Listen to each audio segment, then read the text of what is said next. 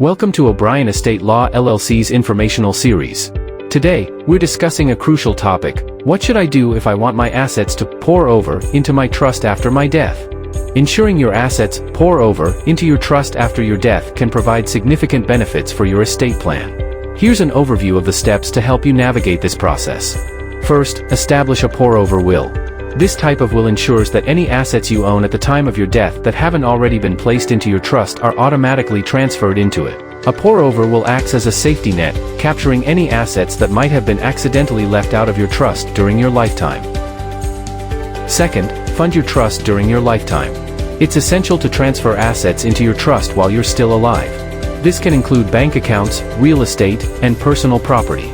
Transferring assets to your trust now ensures a smoother process and can help avoid probate for those assets. Third, regularly update your estate plan. Life changes, such as marriage, divorce, or childbirth, can affect your estate plan.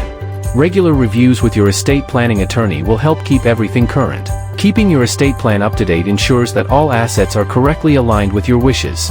Lastly, consult with an estate planning attorney to ensure all documents are correctly drafted and executed. They can provide valuable guidance and help you avoid common pitfalls.